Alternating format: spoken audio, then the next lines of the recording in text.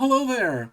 I'm Squire Callahan Ridgeborn, almost a Battlemaster, always a wizard, and tonight I am joined by my friend Deathlilly Megatron Sunshine. Deathlilly, welcome back to the show. I'm excited to have you back in. Excited to be here. And one of these days, that intro is going to change to Battle Master instead of almost. It's going to be We'll a, get around it's to it going to be a day. eventually.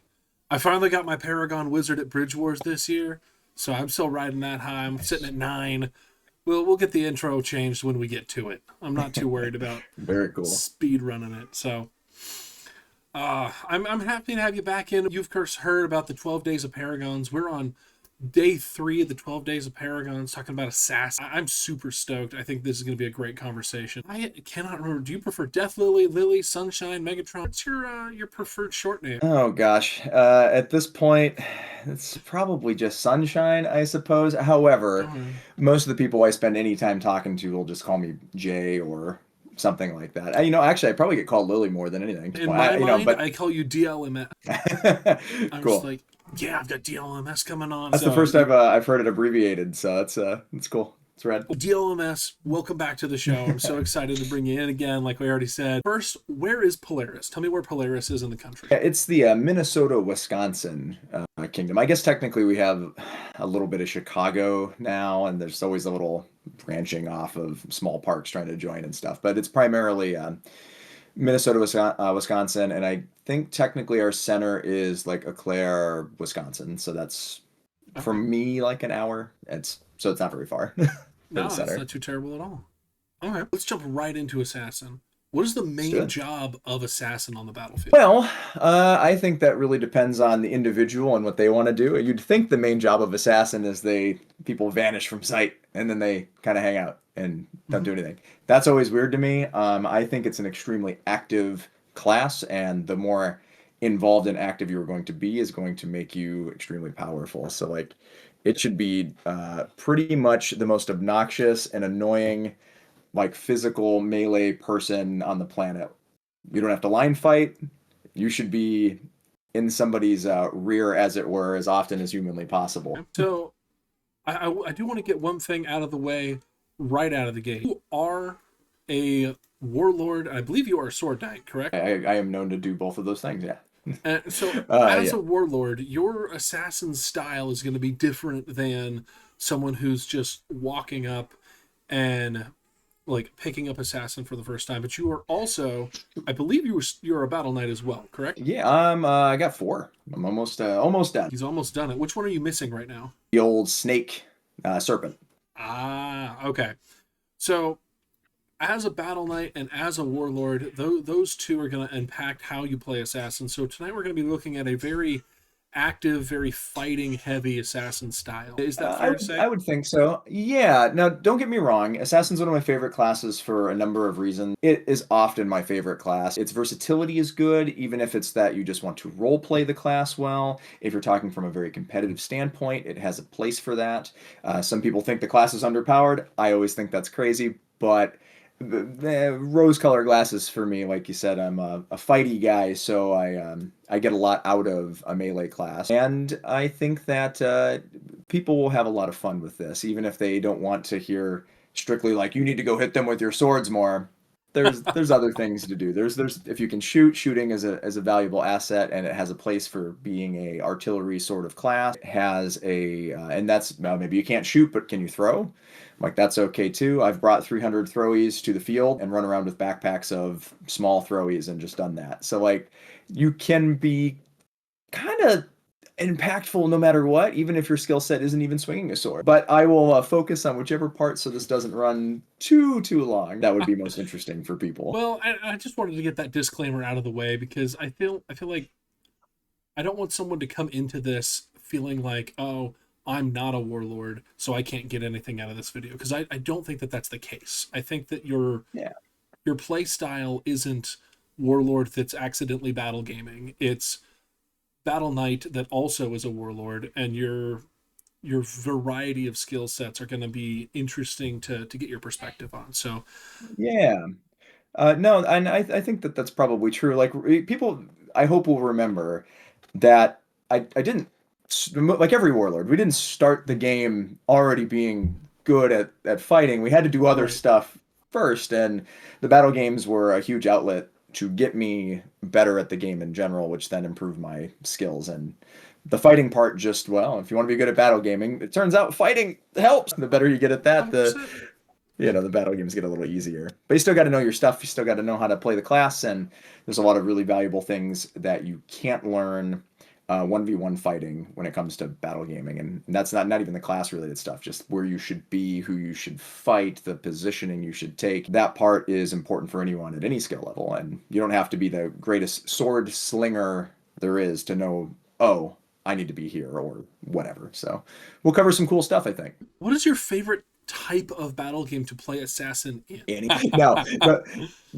don't get me wrong. There are times where I will play a game and I'll be like, man, I wish I had been whatever class, insert a thing. Maybe I should have played druid this time. Maybe I should have just been a wizard. Maybe I, should have just been shooting. But I never really feel that way playing assassin, since its kit and my play style go pretty well together. I can always kind of make something happen. It's kind of the miracle class. You can make a miracle happen for your team because of its ability to be kind of anywhere. And that would be with all of their movement abilities, basically, which I'm sure we'll talk about in detail. But it is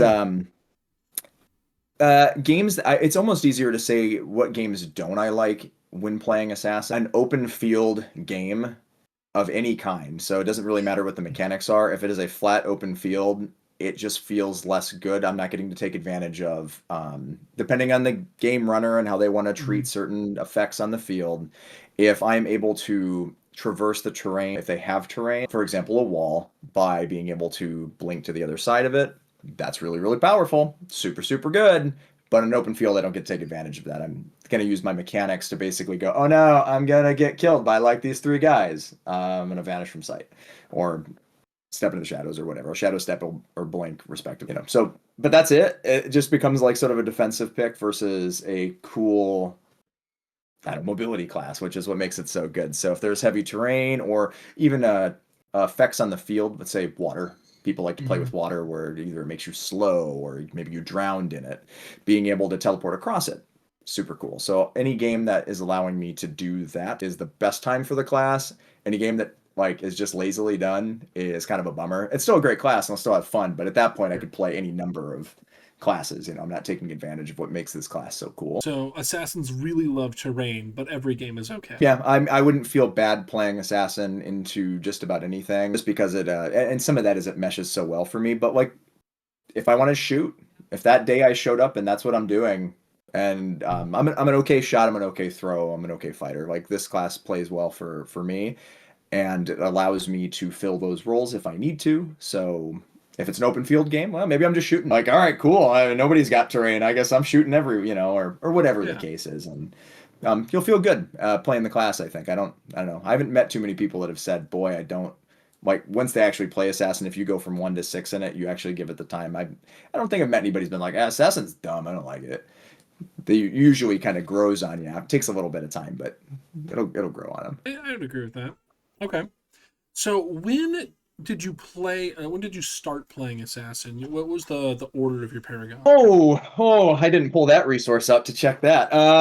Let's see, order. It was probably Archer back in 7.7. That was so it was still Master for the class instead of Paragon. Then, gosh, I might have gone quite a while before Assassin, and then that kind of popped off into all of the other ones. So I think that's probably my second one or my first official one into V8. We can go check the org if we really want to, but I think that's kind of how the math works. And someone can fact check me if they want, but it's something like that. So it took a long time to fall into this class really being good for me, because my goodness, actually, I've got my Paragon award sitting up there. I finally started putting awards up on walls and things, so that's kind of fun. But yeah, that has to be my first real one, I think. I mean, the Paragon or the Masterhood was a real one. That was a decent shot back then. But yeah, I got you though. That was your first V8 Paragon. That's the first one that still matters or still counts.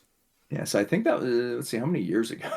Gosh, I was still in Texas, so it's been, let's call it 6 years. It's probably about how Okay. long it's been since I've gotten it. Do you remember why you started playing Assassin all that time back? Yeah, it was dope. So if I wasn't playing Assassin, I was probably playing Barbarian. I've gone on to say many good things about Barbarian, and my opinions changed on that class a little bit. We can talk about that later. But Ooh, okay. yeah, I'm just leveraging rage aggressively now, Hmm. and people get scared and they run away instead of doing other things. And I'm like, oh, okay. So the mass majority of players are playing into the threat of rage worse than they probably should. It's not that I think that rage is stellar. It's that people are playing into it poorly. But that's a development thing. Once people get used to it, it's not going to be a big deal. Anyways, Assassin, like I said, basically allowed me to do a multitude of things at any level of play. So if I wanted to play down for, let's say, the park, as I was getting better and better at the game, I could show up with no armor and decide I wanted to do a projectile game. It gave me a variety of ways to play, which then gave me creativity and fun.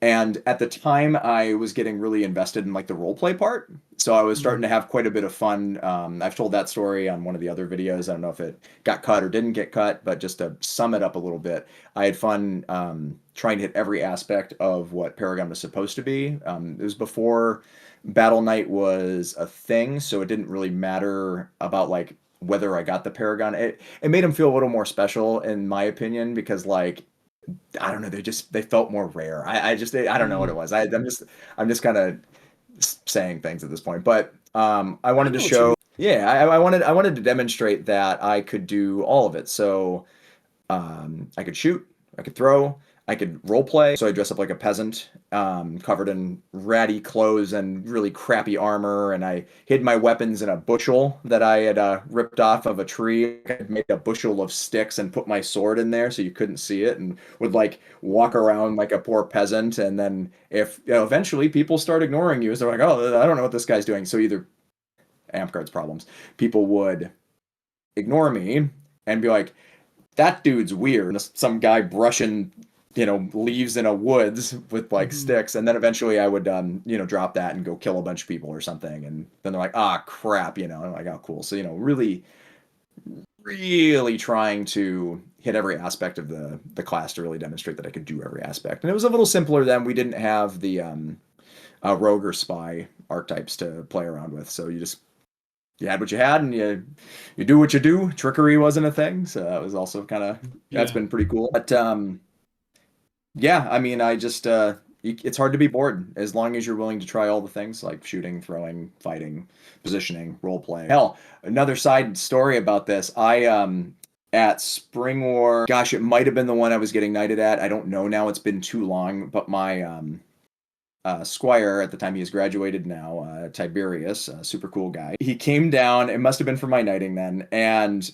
the game mechanic was I was supposed to be the objective for the enemy team, and if every time they killed me, they would like score points or something to that effect. I wasn't really asked if I wanted to do that. I was just told that that's what they were doing on like kind of a Mm. national event, because it's a national event. It gets hundred people. It's very big, very cool. I'll plug Spring War all the time. I like the game. I like the place, and I like the stuff that they generally do. But so instead of in the same fashion of asking the game designer, I dressed my squire up as me in my armor and my belt and all my stuff. And I had a helmet. This is pre where I had to wear the protective helmet. So I Mm. had a just a leather helm that covered my face but not my eyes.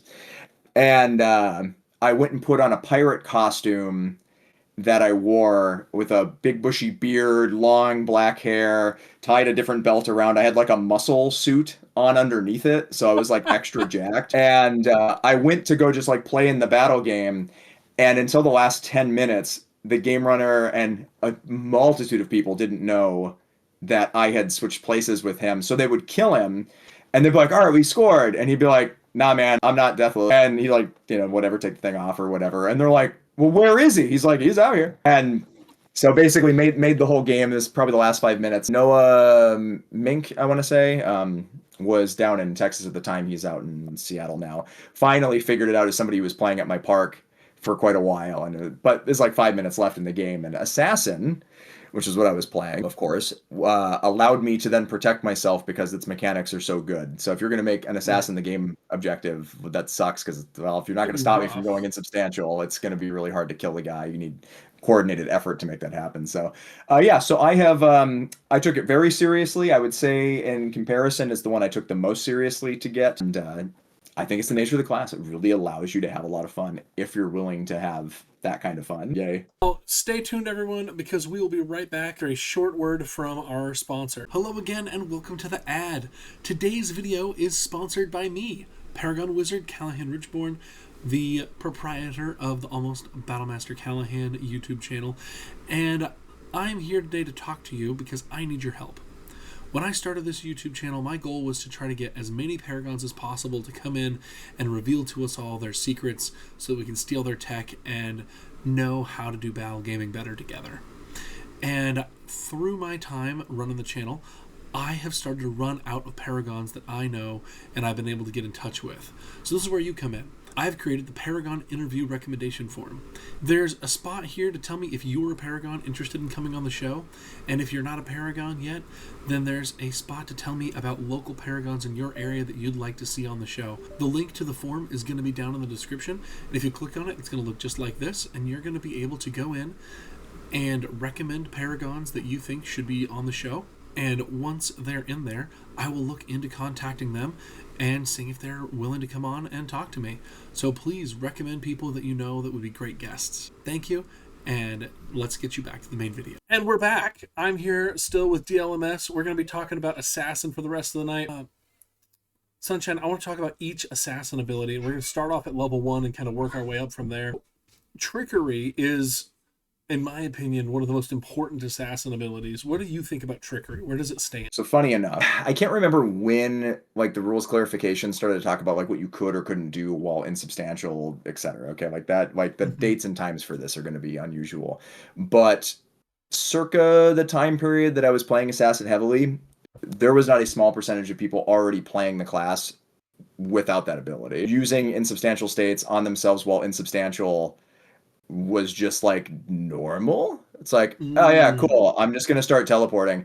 And now not everybody agreed with it, not everybody played it that way, so this is still like in that, well, can you not, you know, where's the clarification on this? So like pre-clarification, there was not a small number of people doing it. So I've played it pre-trickery, like trickery, and I've played it not that way, depending on who was running the game or who was saying how the abilities wanted to work. It's amazing. It's the way that it should work, in my opinion. Love it. Perfect. The way I'd have to abuse it, I guess, in the time frame, and you don't have to now, so, you know, grain of salt here. You could, I mean, sorry, that's not true. You can still play around with this tactically if you want to, but if I were to use Shadow Step, and I'm like, let's use Blink as the example. Blink is a better example. Someone's within 10 feet, I just can't get away from anybody who is trying to stop me from coming out of my insubstantial state. Well, that is a bummer because you're trapped, right?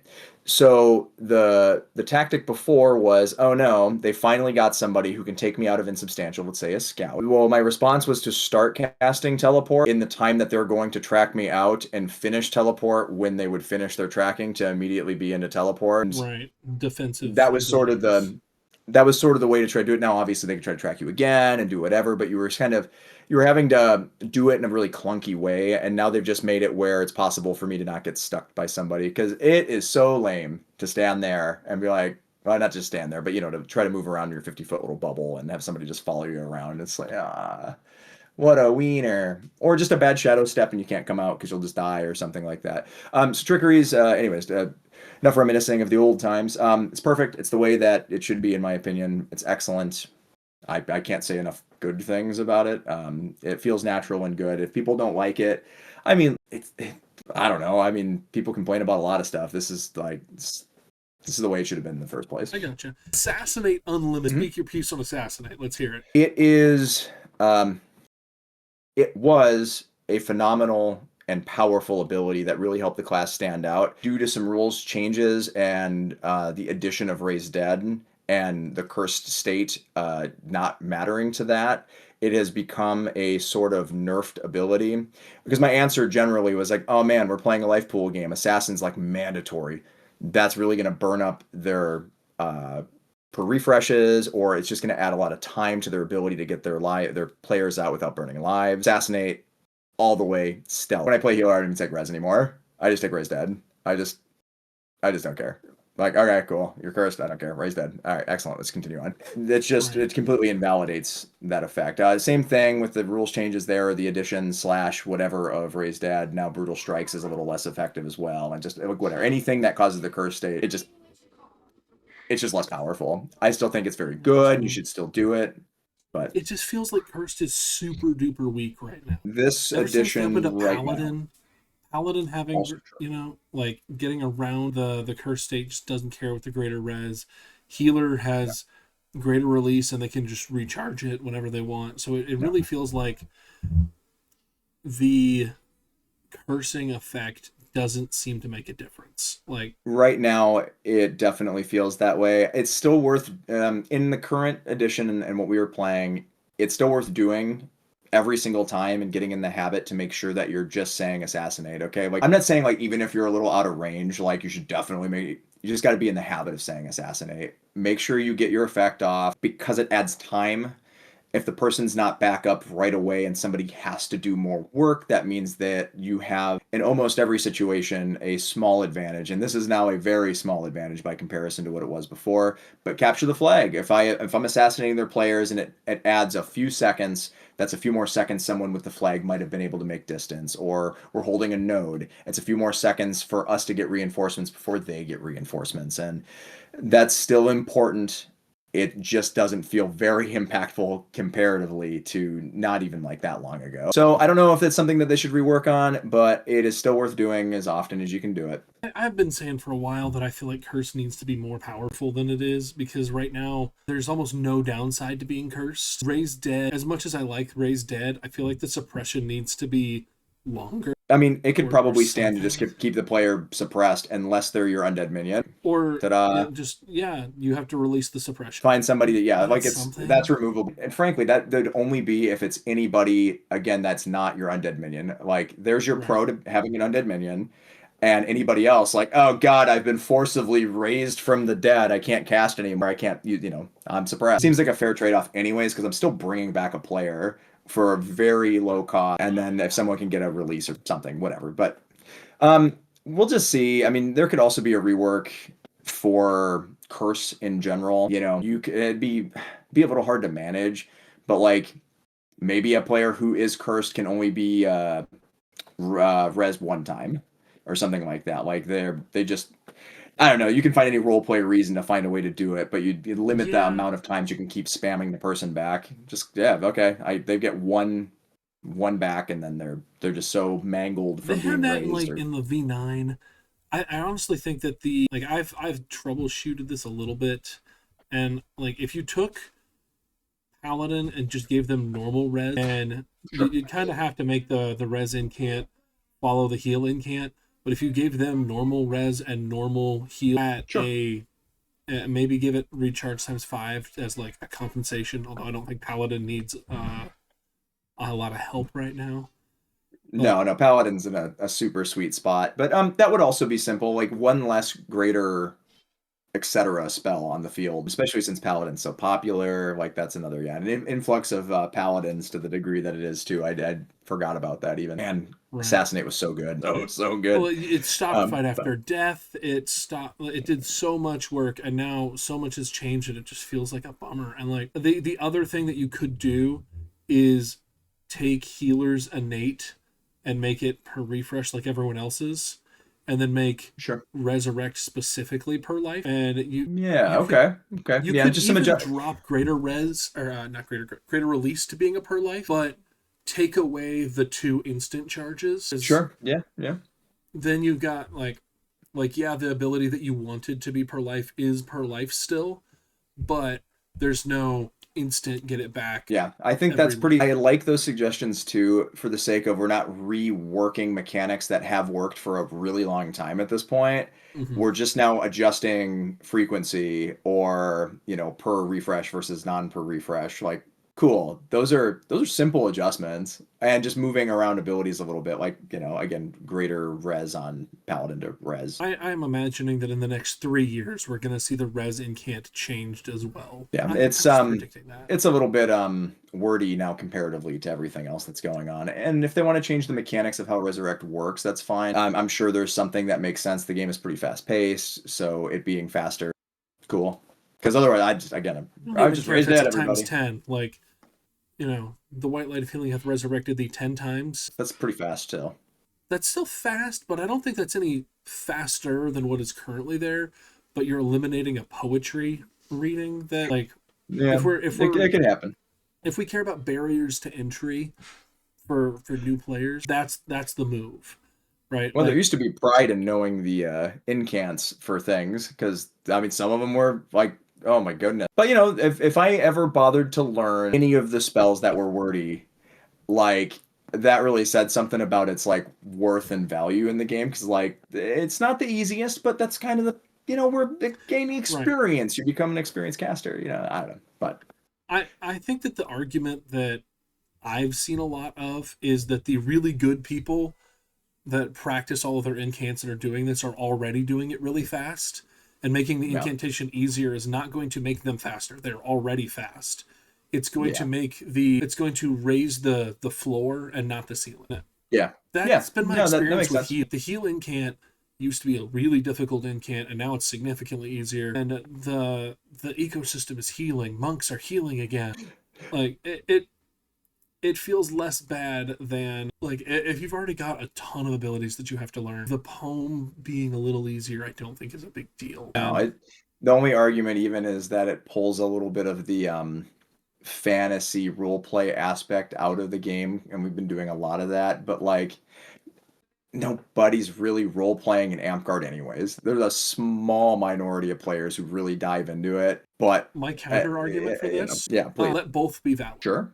Yeah, that works too. The white light of healing hath resurrected thee times 10, or the traditional healing cant. If you learn the traditional healing cant, it is objectively faster, or the traditional res rather, it's faster than a times 10. And if you did the same thing for heal, where the heal is a times 10, or the original heal incant, then it rewards people for committing without punishing people who are starting out. They have the option to take the easy path that takes a little longer. It's a little less optimal. So I could see that being... I love it. It encourages the roleplay still without stopping people from... or just people who don't want to learn it. Mm-hmm. That's fine. Cool. I can just white light of healing fieldy. I can just do that 10 times. All right, cool. And then we're good. Sweet. And I kind of think that the white light of healing fieldy 5 times might be a little too fast. It's close to too fast. The kids are still, the new players are still pretty slow with it, because it's still, they're still learning and whatever. But somebody who's fast is fast, and they're gonna be, like, if you leg somebody, and like if you've got an archer and they shoot somebody in the leg and they're legged and they drop down, you don't even have time to get a fighter up and on them before they're already healed. So if it was twice as long, that feels real slow, but maybe that's what we need, because it feels slow, but it probably isn't. Like, if you were to do the average, like what's the average casting that isn't as fast as someone could possibly do it, and how long is that actually? Well, and again, if we're looking at the top 1% of fighters versus the bottom 10% of fighters, the bottom 10% I think got more of a boost out of the heal incant update than the top 1% did. Oh, but also absolutely. the bottom 10% already has enough of a problem dealing with the top 1 that if we can give the new players that are starting out a little bit of an edge, I don't see that as necessarily problematic. So in my head while we were doing this, I went ahead and I ran, like, how long did it take me to do the white light of healing field D in my head, and I didn't do it as fast as I just did it there, and it's 0.81 second to do the first line. So just like whatever that is, I guess it's less than 5 seconds to do the incant, and that's doing it at the white light of healing at field day. So if that is the case, and it's just about under a second for like an average articulate sort of version of this, that is short. So doubling it was 8 seconds, let's call it. That doesn't feel like a bad thing. Like, I should be able to force you to move a little bit and block your heal in the time it takes you to heal. Yeah, And that feels better, but that's a whole tangent about healing we in need camp a 4 second. Not oh my goodness. I mean, right now I don't know. I mean, heal isn't wildly impactful. I guess if people are still cursing players or something and doing all their other right. effects, and if you're using brutal strikes and suppressing some, yeah, I don't know. Get you It's though. I mean, heal. I don't it's a know. thing that we can keep an eye on and try to adjust later on. But Yeah, I dig it. let's talk about Shadow Step. Yeah, let's do it. So it's probably my second spell that I would use. Like I would blink before I would shadow step almost every time. I like still having the mobility versus having to do it right where I'm at. Shadow Mm-hmm. step's pretty cool if I need to get out of like, oh no, this pole arm is gonna run me through. You know, I can step into the shadows, hopefully not still get jacked. And then I can start coming out pretty much immediately. They've overcommitted, and then I have an opportunity to try to fight them. But for most players, what ends up happening, I think, is they end up stepping into the shadows, and then they're surrounded. You know, if I'm the warlord guy here trying to tell you like, oh yeah, you can do that, but like fighting your way out sucks. It's gonna suck.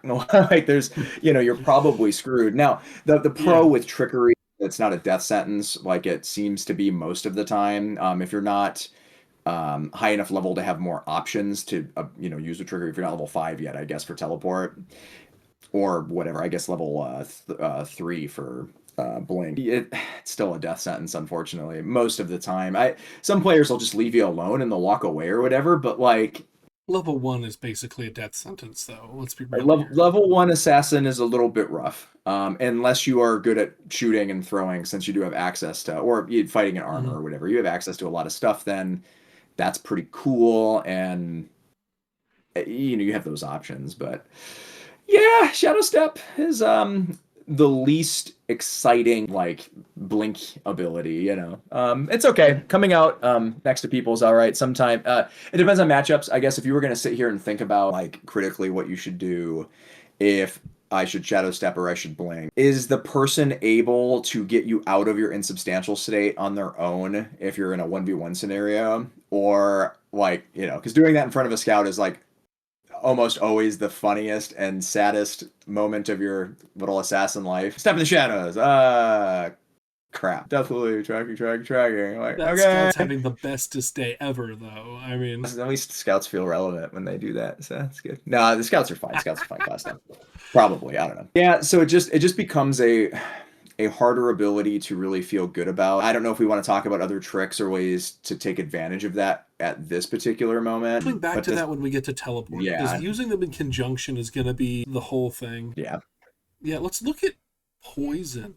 Poison, you get once per life recharge times 3, twice per life with look the part. Tell me about poison. Well, that now or poison arrow, because they Hmm. sort of go hand in hand whether you're going to replace it or not. Okay, so poison arrow is. So let's just talk about poison itself. As I got better at the game, it became a less relevant ability to me. Now, in the way that I play the class, and as I got better at fighting, oftentimes I was just killing the player anyway Mm. without poison being relevant, and it becomes sort of hard and clunky to use because I want to flank. If I'm fighting, if I'm playing this class, like I'm gonna fight maybe a couple projectiles on me, something, whatever. I'm probably flanking, so I'm probably hitting people in the back. I'm probably not really engaging in one-on-one fights, and if I'm in a one-on-one fight I don't want in the first place, I'm probably just kind of bailing.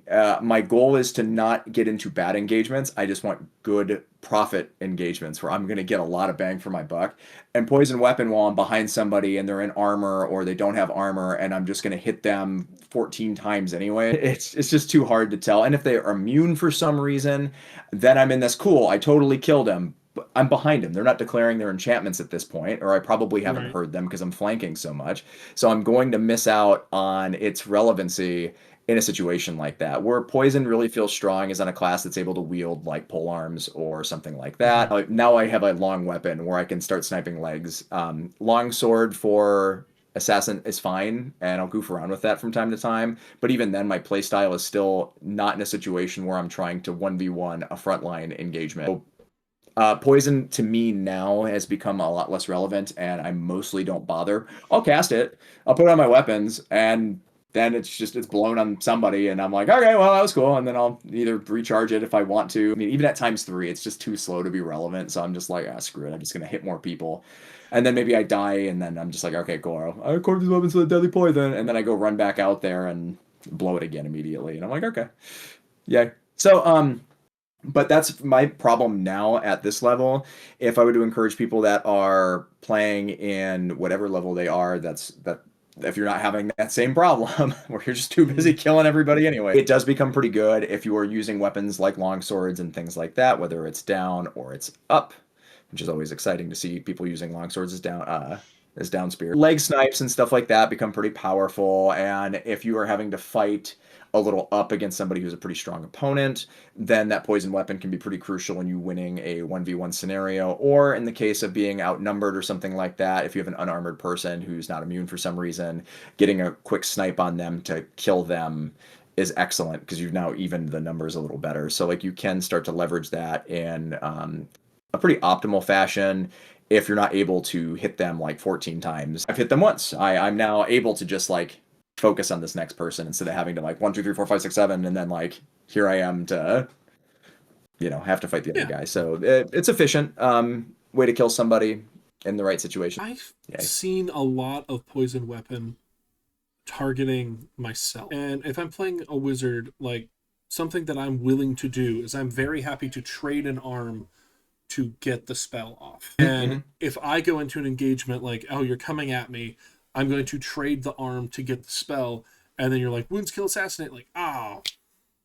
Now it changes that math quite a bit. It can, and I'll give you the Warlord problem. I am probably, and this sounds pretentious, I'm gonna hit you not in your arm. I'm just gonna kill you, and it's not gonna matter. Like, or if you are wielding a dagger in your hand, or a staff or whatever, I'm just gonna hit your casting hand, because I always laugh at every single wizard who's pointing to do their casting, but they have something in this hand. I'm just gonna take that arm, and then like, haha, and then kill the person if they don't get the other piece of equipment out of their hand. But that is an issue of, I am a weird like 1% of the game, or it's less than 1%. I don't even know what it is anymore. I'm a weird problem for casters because of that. I can see where in 99% of the time your arm trade to stop somebody, and again, an assassin, maybe you won't do it in the first place. Maybe you'll just be like, oh, it's assassin, they might have poison weapon active. The threat of poison weapon is very good anyways. I like I said, I will cast it, I will have it active. But usually if I'm in that scenario, it's who are you? Cast. Sure, something like that. And so that makes sense. You regularly, if they're flanking well, like if you have good positioning as a caster, you really only are worried about surprise flanking. Oh, for sure. And so that's relevant. And I can see that where poison weapon is a ability that is better the worse you are. And as soon as it's a huge assist. And it sounds terrible to even say the worse that you are, but like it can equalize a lot of the field, because you really do only have to hit most people one time. Right. And for most people, especially if you are leveraging your class in armor here to go and fight, if they have to hit you 3 times to wound you or kill you, and you have to hit them 1 time with your poison weapon, if they've got armor, well, you're equaling things up a little bit, and it helps. As a terrible swordsman that has 3 whole moves, let me tell you, poison feels pretty good. No, but I mean, that's for the 4th time, and I clip your shin that 4th time. I'm like, ha! Now I got you. But that's excellent, and that's. It is bizarre to be good at this weird thing that we do, because I remember when I wasn't, and I remember poison when it was a 300 count to kill somebody. It's very good now. Like, you better get an antidote, or you're gonna die in 300 seconds or whatever it was. But I've got a great question for you. Yes, please. Okay, so with poison, I want to know your opinion. Do you think it would be broken to let poison stack to 2? Specifically for assassin. How do you mean stack for 2? Tell me what you what I mean by that is like you put both poison enchantments on, and to be able to poison weapon kill somebody. Yeah, no, that's fine. Like, I wouldn't let Druid do it, because Druid is going to stack 15 poisons on their Avatar of Nature pole, and Druid is bad. Druid. You give it as a special thing to assassin. It's fun, and I would rather have it than poison arrow. Poison arrow. feels not great. It is fine, but the nature of shooting in Amtgard currently is awkward. In 7.7, it was really exciting because it could penetrate a certain amount of armor. Very rad. Cool ability. So every arrow sort of functioned as a kill arrow to people with low levels of armor. Now, a point of armor stops basically anything. There's a heavy amount of paladin, anti-paladin, barbarians, whatever, monks with a point of armor now. There's just so much armor that shooting in general doesn't feel super great. So like you could make the argument, well, poison arrow though, if I do wound him, I can kill him. Yeah, but like shooting a leg is hard. Shooting an arm is hard. I'm a pretty good shot and I can shoot arms and legs at some percentage, okay? Like an okay percentage, I would maybe risk the shot. But my poison arrow, if I miss, that feels pretty bad. Well, you know, another problem that it has is, especially for assassin, if you're playing bow assassin, or like, and I could be completely off here, but the way I always have seen bow assassin as being useful is bow assassin is the flanking bow, right? Like, because of all the in-sub abilities, you can get into the back line and then you're shooting forward, back towards your team, and you're trying to get like side shots, you're positioning for angles. And the dumbest thing you can possibly do is yell poison arrow and let everybody know where you are. That is a good point. Like, so personally I don't bother with it because most of the time if I'm shooting anyways, I'm probably shooting for kill shots to begin with. Right. So when I'm in an advantageous position to shoot unaware opponents, especially if they're unarmored, casters are one of my favorite people to shoot. I'm really a fan of just shooting them in the body, and poison arrow doesn't, like, my arrow doesn't care. Poison arrow cares. My arrow doesn't care. So like I just shoot him in the body. And so it is a neat sort of thematic thing to stick onto Assassin, but it is not an ability that inherently makes Assassin better. If your goal is to be like, well, yeah, but maybe I'll hit their arm. Yeah, but could you just have shot him in the chest? Just get good. Or skill issue at that point. Like, well, I mean, it's just taking a risky shot. I'm pretty good, but I'd still rather take a more high percentage shot than a low percentage shot by comparison, right? Like shooting a body is easier than shooting an arm or a leg or whatever. If every arrow was a poison arrow for Assassin, like, oh yeah, you have unlimited poison arrows, then you're just like, yeah, I'm shooting for torsos, and then if I hit an arm, what a convenience that it was a poison arrow. But with... I mean, I would archetype it at that point if you were going to go that route. Because you could definitely do that. It sounds strong to have unlimited poison arrow. However, you still have... I mean, probably not. Most people are bad at shooting. Like, let's just be realistic here. Like, of all the times I've been killed by arrows, I think maybe... Like, I can't think of a distinct time when it was a poison arrow and it mattered. Like, I've seen... Well, you know, I can think of one where it's happened twice, which is weird. That meme exists for this. I have watched a caster stick their arm out, like a healer, for example, from behind their shield to try to like summon dead or something, their teammate, and get shot in the hand by a poison arrow. And it's happened twice. Ever in my like entirety of playing Amtgard, I've seen it 2 times. And well, okay, that mattered. That killed him. That's super cool. That's the healer down. But it's so rare. It's just not... Like, it's just not... No, it would feel good. I don't know. I can't... I don't know. I just don't get killed by shooting very often in general. Not to say there are not phenomenal archers that obviously... Or people who shoot. Excuse me. Who don't bring that number like way up to like deaths. Snow, for example, in the Celestial Kingdom. Fantastic shot. He will play bow assassin and does an extremely good job. I've never seen him take a poison arrow, but great at shooting, great at positioning, and then uses the skills that he's got defensively to keep himself alive. Great. Mostly plays archer, but if he wanted to play assassin and shoot, I'm sure he would have very good success. And he was another guy. He's a Justicar, good shooter as well. Or sorry, he was a Justicar. He's not Justicar anymore. I think that whatever. I'm going to screw this up. Sorry, buddies. I can't keep track of everybody's whatever. But another person who's a phenomenal shot that's out in another kingdom. You know, but that's just it. The people who can shoot really well don't have to rely on that arrow specifically. Like if I was going to play archer, I wouldn't be taking all poison. Oops, all poison arrows. It'd be pinning or destruction or some combination of however I'd want to do it. Poison always gets neglected. I talked to a Paragon archer once, and he told me that archer is the illusion of choice, because at every level you take pinning arrow and you take destruction arrow, and for your look the part you take pinning arrow. And so the archer class is 1 phase, 1 suppression, 4 pinning, 3 destruction, and never ever bother with a poison arrow. I'm like, yeah. I loved it. I loved it in V7. It was an anti-armor class.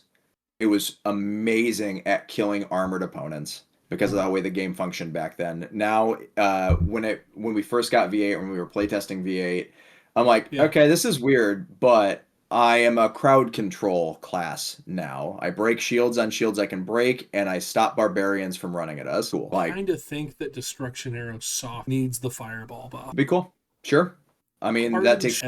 Every shield is hardened or imbued now. Archer kind of needs the love. I spent like 4 hours trying to come up with a new specialty arrow for Archer to get, and I could not come up with a realistic arrow for them. And like, we just need. I mean, I'm still gonna keep pushing. We talked about this before in one of these videos. I think Archer's arrows should ignore 3 points of armor. Here, I don't like. like I just think that does it.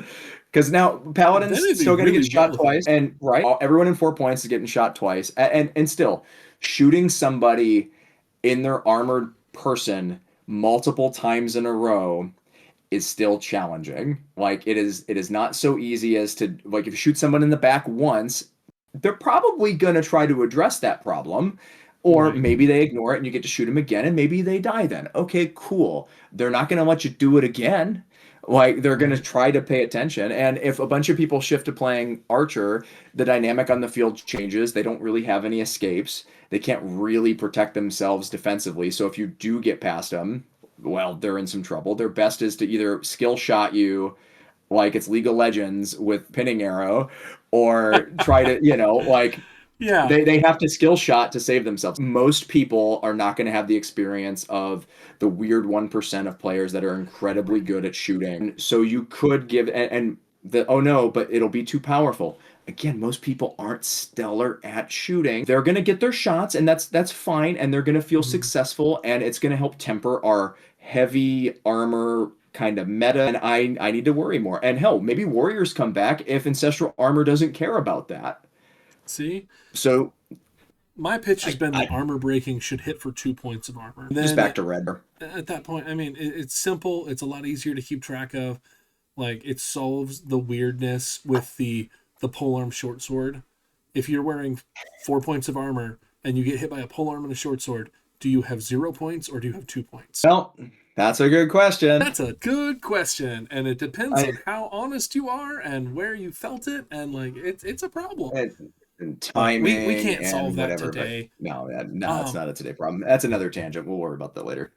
We're gonna skip Blink because I want to roll that into Teleport, and we'll talk about all the incentive abilities together. But let's talk about that whole person. The whole person always felt like a weird inclusion for me. It needs to be at a frequency higher than once per life.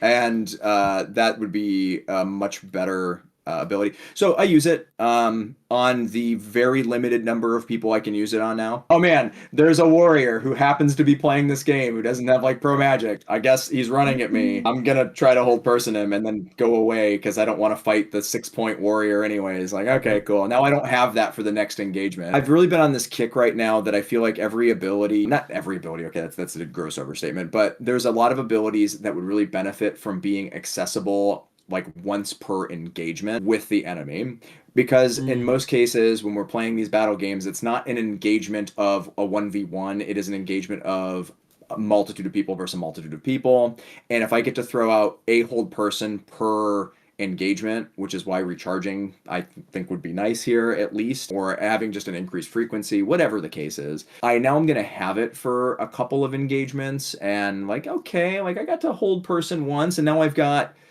20 seconds to myself. I can, okay, maybe now in the next engagement I've recharged it and I can be able to do that. Like, that would be a huge fix to it. Otherwise, yeah, I don't know. I'm like, oh man, I could throw it at the caster, but not faster than the caster can cast at me. Right. Especially, it's not ambulant. I'm not going to get to run them down with this so they can't escape me. Like, I would love the thematics of it being an ambulant hold person so I could run down a wizard. And like maybe now, like we're in a sort of casting battle. If they're really good, they'll probably still outcast me with something better, or I'll have to blink or whatever. It's a little more fun, And it gets me kind of Batman vibes where I'm gonna throw like my bolo at them and tie down their feet like on the run. Now, obviously, that's not what we're doing, but if I want to role play it a little No, I bit, like get that's you. a That funny concept, right? would you rather it be But like, two per life and ambulant, or still sure, one that'd be per cool. life and recharge times I three? like that better because that hits my once per engagement. But I'm greedy. I'd want it to be ambulant too. I'd want once per life charged. It could be charged times 5, and I would be okay with that too. That still gets me closer to like maybe not every single engagement, Hmm. depending on how frequently you're in the engagement. If you're using hold, and this is just like hold person's relevance is something that's allowing me to get to either the position I need to be in for my flanks, Hmm. or it's helping me get into a position where, oh no, there's two people coming at me. Maybe I can get a hold person off and now have a 1v1 versus a 1v2. And that's always Right. class dependent. Obviously, if they're a caster or something, that changes the dynamic. I'm going to just get casted that. I'm probably using other abilities to get away. But an ambulant hold person would help me even up fights. It would help basically anybody in this position, not just me, of course. Anyone who can do that. And now, if it was a skill issue and you're like, oh man, here's the warrior in 6 points and their scout who just has a gambeson on, maybe I can get my whole person off on the warrior, and now I can kind of fight this scout. We're in a similar build now, and now I'm like, Right. I might be able to win that. Maybe the scout just pulls off. Maybe they cast at me. Whatever. But now you've got a little bit of play because I'm not like, well, let's stop everything I'm doing and try to hold person. And it's just the only It's time a that rough ever gets spot to off is turn it. it's just hard. The simple fix is charge times 3 or 5 and ambulant. Boom, amazing at that point. And it can be one per life at that point. I would change my look the part to be a second one, which means everybody will always have two. But that's just because Oh, I I would hate value the that. whole person more than the poison weapon, or the poison arrow in this case. Or you can't just keep stealing everything from Archer. But I would rather have a pinning arrow, of course, than poison Oh arrow. no, pinning arrow should not. I soft dislike giving scout pinning arrow. I agree with you. I've got a lot of thoughts on it. I think Yeah, that we a don't have lot to of the dive into things that, that but came out of the most recent rules revision were really good, and somebody gave monks armor, and some of these things were really bad. so like I now like playing monk. Like I could take it or leave it before. Like I was like, okay, like yeah, sometimes it's It's fun, sometimes it's not. bad. Like, okay, here, and I've already mentioned this like 5 other times during other interviews for this series, Sure, so people are gonna get tired of hearing this, but you can always cut it if you have to. No big deal. I'm gonna leave it in because I'm still mad about it. Good. At Battlecry, which was one of our events here, there was a player who played either monk or anti-paladin, and I still don't know which one, because Yeah, yeah, if you're wearing, like in our game, you can wear armor that is higher ranked than your class can hold, and it just drops down to that rank. Monks explicitly should not be allowed to wear chainmail, because if you're sure. wearing chainmail, and like this has happened to me multiple times, is someone who, like, if someone's a normal anti-paladin player and they switch to monk, or they're normally a monk and they switch to anti-paladin, and then you're like, okay, both of these classes sashes are super similar, and that's a problem in and of itself because they have vastly overlapping weapon sets. But if the majority of people who are playing anti-paladin or monk are using pole arms, wearing chainmail, wearing grayish silverish sashes, and Yep. the solution to each of those is the opposite, because if heat weapon worked on both, all right, Sure. I'm annoyed, but it's fine.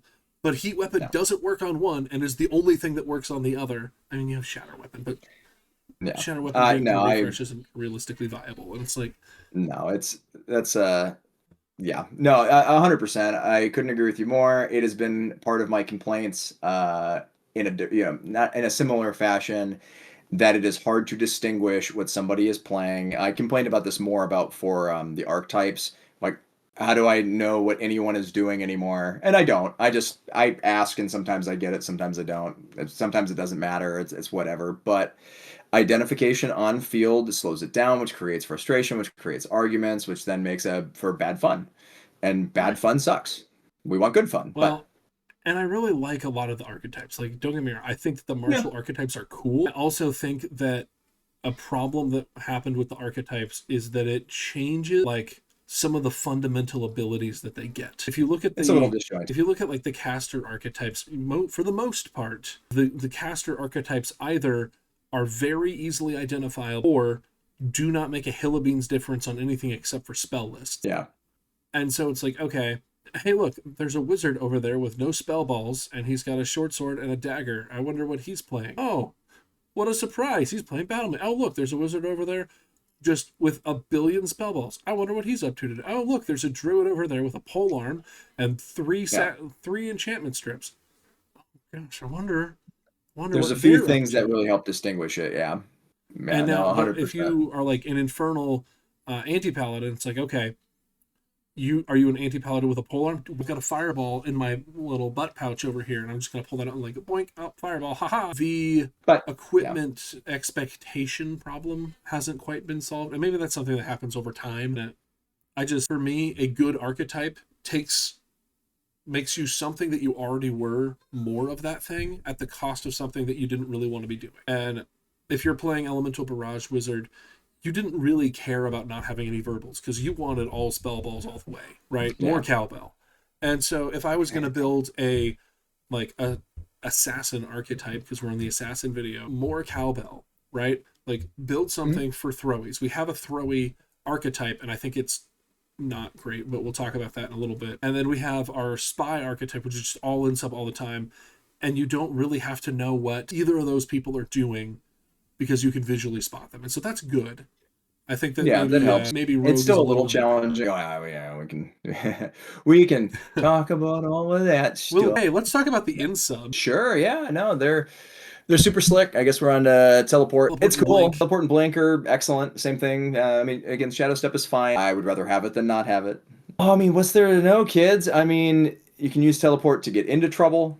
Use it to get out of trouble. You can do some of my favorite, which if you can flank without having to waste any of your abilities in the first place, then you have your ability to get out of jail free most of the time. Like getting a scout who trying to find somebody paying attention to you if you flank successfully is in and of itself that skill. Because hopefully while we're flanking, we're paying attention. Like, oh, do they see me yet? They haven't seen me yet? Sweet, this is going to be a good run. But I digress. I mean, being able to what do you call it? Blink through the line. So basically, here's your lines. You flank the line. 1, 2, 3, 4. I vanish from sight and like run back into your team's line. Hopefully, they don't stab you in the crotch. That does happen. That's pretty cool. And then you've made a big push for your team to move up anyways, and then you gain ground. And hopefully for very little cost to you. If you're wearing armor, which you probably should, if you're going to be doing that, you can take a hit or two, probably get off your ability, and then grab mends from somebody or whatever the case is. Teleport is super fun to get you into position. Doing it on the run is really exciting. While you're insubstantial, just running across the field, return to the physical world, return to the physical world, and just hit whatever point you're trying to hit. Come out, do the same thing, basically hit whatever target you were trying to get to, and then immediately shadow step if you want, or blink if you want, and then get into using trickery to allow you to teleport back if you're really out of position. If blink will get you to where you need to be, excellent. If not, no problem. Shadow step obviously is more of a I'm going to shadow step and then I'm going to use teleport or blink or whatever subsequently to move because you're probably in trouble if you're trying to hit lines like this. From there, like, okay, like here's the scenario. You are doing your teleporting and there's a scout. I generally am okay with them tracking me out because it's faster. Like I don't have to say anything unless I am very purposefully trying to be in a very specific spot. If I've chosen a target location that is beyond that of the scout I am going to pass, the scout is almost always going to just use their ability to pull you out of it anyway. Cool. You can even fake using your I'm returning to the physical world on the way since you can come out at any point voluntarily from your teleport pre the location. So, excellent. I can beeline it here. I see the scout. I return to the physical, and then maybe they just, there's their cue to track me out, and then boom, you're immediately into that person. Or you're then able to cut off and immediately go somewhere else and put them in this chase scenario. And then in the same way, they don't know when you're going to use blink again. So them having to then hit identifiers plus tracking into you blinking and still being on the run back towards your team doing this loop of cardio makes it very, very hard for them to actually track you successfully. Like you dictate as the assassin how this is actually going to work. The only time that it ever really works for them is like, oh man, I'm stationary. I'm out of blinks and teleports. I'm in shadow step. They're going to track me. You just come out yourself so you have control of when you come out and then run or fight or whatever. Yeah. Or be immediately into, I step into the shadow by the time they finish there, so they have to track you a second time. You can kind of stagger your ability, have it finish when they pull you out, so then you're back in, and maybe your teammates save you. It's all so dependent on like whatever the situation is around you for any of these any of these abilities, and trying to manipulate battle in that way is so super Yeah. dependent on a lot of factors. But anyways, I rambled fast and quick about some examples here for this. If you have Yeah. anything specific you'd like to ask about that, I'm happy to answer any questions when it comes to teleport, I blink, think or you shadow really step. nailed it there. Um, Like that. Yeah. I think that we've got those. What about coup de grace? I got one more actually. Banish, because Oh, that's yeah. a problem, right? If you're gonna have somebody do something like that to you, cool. Almost all of the time, they just saved me from a bad situation. Banish, like, Mm, just eat it. Don't waste any more abilities. That's fine. You get a free ticket home. People will just use it because they have the ability to banish you. And if it's you in Shadow Step, cool, you can just eat it. Like, yeah, they use banish. I'm gonna go home, come back, reassess, maybe go to a different part of the field where they're not paying attention to me because now like they're looking for like whatever I'm doing as the assassin. Or you can just try to come out before they finish the banish, but it's all on your terms. The only time that you should care is if it's a spell that can kill you. Like, otherwise, like, okay, I can come out. Or, maybe you just take the death. You just say, screw it. If I'm gonna get like dimensional rifted or something, I guess this. All right, I'm dead. I needed my per lives back anyways or something. Like, okay, cool, good job. right. You got it. I was gonna lose this engagement if they had just like tracked me out, or if I had to come out of this to have to fight. Maybe I kill a few people. Making them waste spells on you isn't so bad. Making them waste attention and time on you isn't so bad. Like, it's just all on-field assessment. But yeah, stuff like banish. Oh no, I'm running in my teleport and they're gonna banish me. I better just come out of teleport prematurely, or Right. just eat it and go back and reassess again while you're in that. So that I wanted to address that because banish does come up quite a bit. Or yeah, if you're in blank, you just I don't know, I'll just go. If I'm not like at the maximum of my range, I can just. It's not that hard to get out of 20 feet if I have 50 feet Right. from where I went to work. So, but again, hell, walk behind a wall in blank. That's always funny if they established you can't cast through it. Really? Aha! You can't banish me. Anyways, they are the most fun abilities. Get creative. That's what makes them so good. Don't cheese teleport. I cannot get over the concept of I am choosing a location. It's a location I could never possibly get to, and that's where I'm going. So I'm just basically teleporting forever on this direction that I'm mostly traveling to. Just don't be a wiener. Go to the location. If you're doing some crazy arc in teleport around combat so far out of game because that's your interpretation of going to that location, just don't be a wiener. Let's be friends. Let's be cool about how teleport works. Let's like with the actual verbiage, right? Target willing player becomes insubstantial and moves directly to a chosen location, chosen by the caster at the time of casting.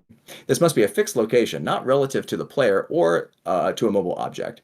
Upon arrival, they must immediately end the effect as per insubstantial. Cool, I'm gonna go to that direction. What's it say? Target player becomes insubstantial and moves directly to the chosen location. Okay, directly is not necessarily the Mm, most direct path within reason and safety. This is like a rules as written versus rules as intended. If I have to make like sharp 90-degree angles and circumvent play to kind of cheese the way that I'm going to teleport, is that really directly? Directly is to go to the thing. If I'm making a big loop in a big circle, I think that you're abusing the insubstantial state in the teleport. I think that that's uncool, and I think that's breaking the gray area part of the rules play. I don't even think it's that gray an area. It says directly. So like if I'm going directly, cool. If there's a rock in the way or a tree, yeah, go around the tree. It makes sense. You're doing it safely. If there's you players in can't the way, actually ghost through walls and trees. So if you have to yeah, like physically go, like that makes sense. if I'm being safe, like because of players, like here's the line of combat, and I want to teleport behind the line of combat, and they're not gonna physically let me walk through them. Cool. I'm gonna take my like little 5 foot detour. They can see me doing it. It's all Hmm. good. I'm gonna go to that place I meant to go, and I'm gonna come out there. Like that's the purpose. That's the point. Please don't be dicks with it. It makes it hard to play the game, guys. Okay, let's be cool. Let's be good sports. Okay, coup de grace. Now that I've gotten through that part, it's an ability that most people don't seem to use. Falls into the same uh, issue of it's a once per life kind of thing, unless you're in an archetype where you can get coup de grace back. I like hit one person with a projectile because if I'm in physical combat with them, if I'm going to melee them, I probably killed them anyway. Coup de grace is not relevant anymore. If I hit them with a projectile, cool. It became relevant. But like, what build am I playing? How many? I almost always have some projectiles on me of some kind.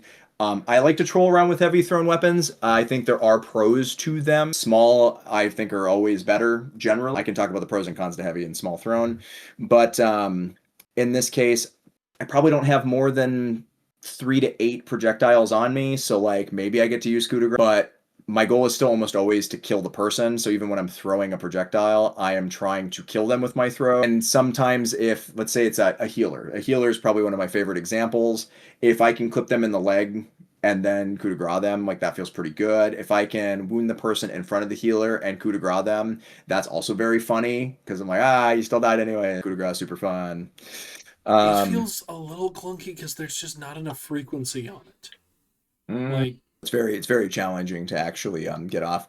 You could increase the range, I guess, but even then, you still had to hit somebody from that distance and then get into a position to be able to use it, to then only be able to use it one time. I think this class is supposed to be mobile. I would make coup de grace ambulant. I would make that whole person ambulant, and I would increase their thing to hopefully once per engagement. I've really been on this kick. Like all the videos that we've done now, I've never really even heard anybody talk about like per engagement in that regard. I think that would bring that in line. Small power buff. Again, you still have to be playing in a way where that is a relevant ability. If you're the person trying to do it, obviously other people could wound somebody and whatever, and that happens and whatever. I'm thinking about it like, what can I control? And I can control what I am doing. And when you then start playing in the mix with other people, if you're prepared to start taking advantage of it. Because I mean, for anyone, I guess, who doesn't know coup de grace, right? Target player must be wounded when the caster begins the incantation. Even if the target has no wounds at the end of the incantation, they will die. The player dies, and the incant is death shall come for thee times 3. That's fast. That's good. You got to find a wounded player to do it. If you can abuse that, that's excellent. But you get 1 per life, and I think what happens is the same thing a lot of people end up doing is they hold their spell for a really opportune time to use it instead of just using it. And the hard part is, if I just blow it in the first 2 seconds of the first engagement I'm in and I live for a little while, I don't have it when I might have actually needed it, and that feels super poopy. So you're stuck with this, should I, shouldn't I? And I think most people get stuck in that, and they just don't bother. So they're not even using coup de grace in the first place. Now I like it. That transitions us into the rogue archetype, where you regain the use of coup de grace upon killing a player with a thrown weapon, but you cannot use bows or long weapons. So I don't mind it because I'm a pretty damn good thrower. So it is one of my favorites to just goof around with because I do like thrown projectiles, and I've played many a game now with just projectiles and no melee weapons, just throwing things at people. And it is interesting to see when somebody can throw, but again, it comes down to a skill issue for the class instead of like, so it makes it harder to access.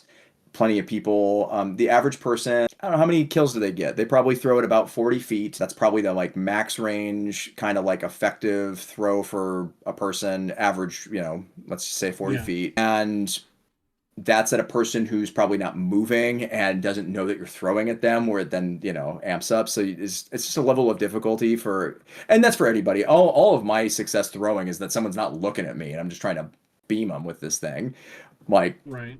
It feels really clunky to me because you have to have used your coup de grace and then get a kill and then find another opportunity to use it again. It basically means that like I probably wounded somebody, I then coup de grace them, and all right, cool. Now I can have my coup de grace back, so I can just repeat this process. But like, it's hard. I don't know. Give people both.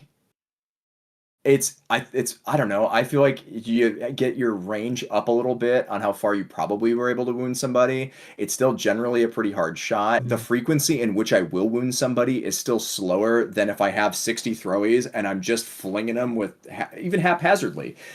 I'm going to wound somebody, like in this line of fighting. Someone's getting wounded. I'm going to get an opportunity for coup de grace. But right.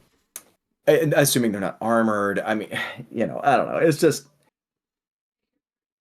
it's underwhelming. It's not bad. And I don't see why. Like, what's the limitations again here? No bows, no Where longs. no bows, no longs. So there's no reason to not just play that archetype if you're not using a long weapon or a bow. Just throw it on top, just in You case.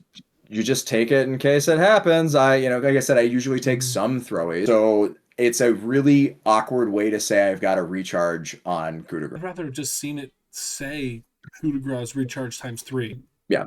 The frequency of coup de grace becomes like, I mean, cut some other stuff. We'll give up poison arrow.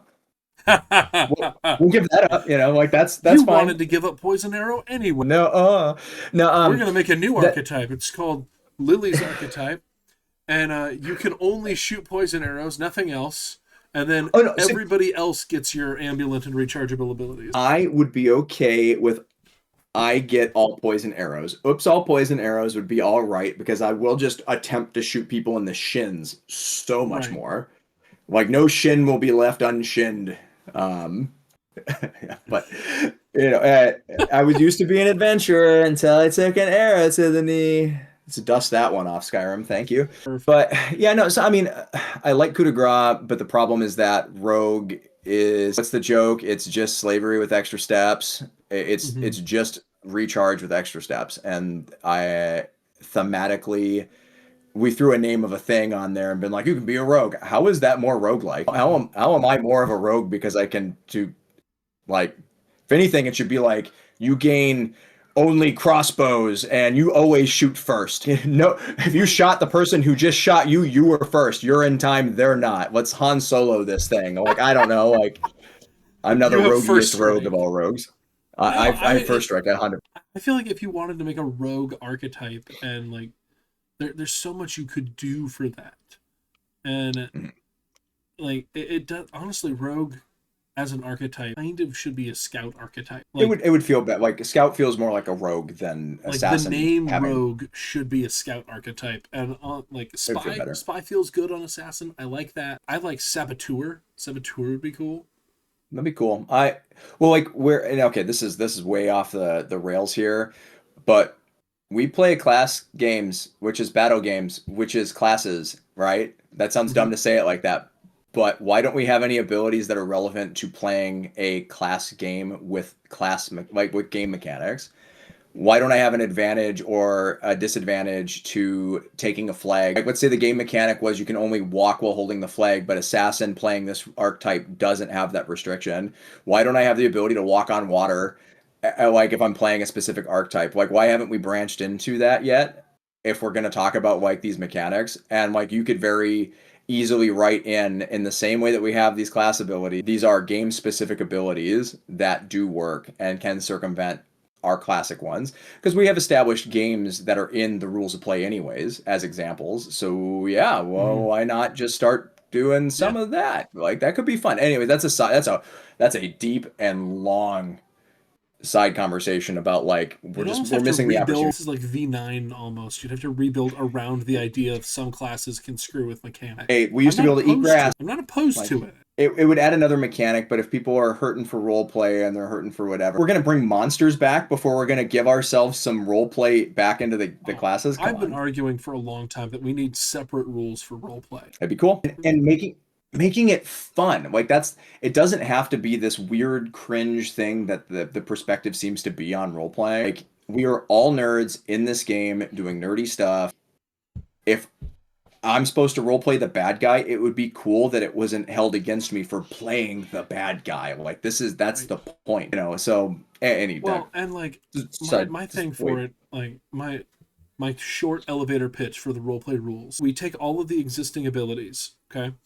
But you boil them down, and so like there's you reduce the amount of abilities that each class has into, and then what you would do is you would say like, okay, if this is a role play, if we're doing a quest, you would have a per day, a per encounter, and an unlimited. So like if you're playing wizard, and on wizard, shove will be a like a per or an unlimited, but like recharge times 1 or something. Like you can't just spam it unlimitedly, but you know what I mean. Like spells that are in the unlimited slot all are rechargeable spells that are once per day cannot be recharged by any means, and then spells that are once per encounter you get back at the end of every encounter. And so like you could put mend in the, you could get a greater mend as a per encounter spell, and at the end of the encounter when like everything's calmed down, you use your greater mend on something. And then I would also have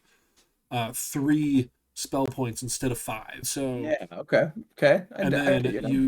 you'd also have to get a lot of buy-in for this, because you also have to then build around the idea of a like you don't get stuff back if you respawn. So like your everything is based on the encounter and not on a per life.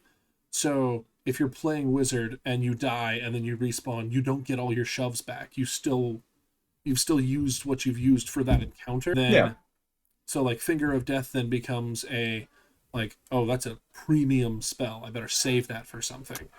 Yeah, because it's not anything, and no one cares. I mean, Finger of Death has a place, I guess, but Not really. it's Let's be realistic here. as the Warlord who gets Finger of Death like a lot in games. If I'm not playing something that has any kind of Uh, response to it, in I'm just quests, like, Death is the yes. most common monster immunity. Oh It my, is oh my a. God. Yeah, you're 100% correct. It also I feels hate it as a lame player. if It's I'm not very going exciting. into a quest and we're like, yeah, we're gonna get into this big quest, and like, all right, this is a boss fight. We got the boss fight. And I'm like, Finger of Death. If it doesn't work, you're like, oh Yeah. man, my per refresh ability that I spent really good points on. And if it does work, you're like, that was anticlimactic, right? Oh, Like, they've gone so far up here as to make almost all the encounters, because they have to, that the monsters or the primary monster in the encounter is just like Enlightened Soul or Pro Magic, like 100%. Like no, you cannot interact with it. We don't want you to invalidate the content. If you want to cast it on their minion, excellent. That's a different problem. But like your head honcho, the guy's got it's just it's too easy to get through the mechanics then, and I get it. Like it's hard to balance quests for our game. There's a lot of rules, a lot then of it feels bad abilities, because you're like, oh, like we played a game at Bridge Wars where there was a monster that was just blanket immune to magic. You couldn't dispel it. There, like, here's this Yeah. monster with a pole arm, and it's just completely immune to magic. I'm like, okay, cool. So I'm just playing peasant with a dagger against this monster now. And it's like, okay, I would like to. I did get 3 kills on the monster with the dagger, but that wasn't because I'm amazing with a dagger. I snuck up on him. But it's like, Yeah. that's also a feels bad scenario. If you if you're doing a quest, you could grab like if I'm gonna have Finger of Death, I have a monster that's immune to Finger of Death. Maybe that just permanently disables a limb or something.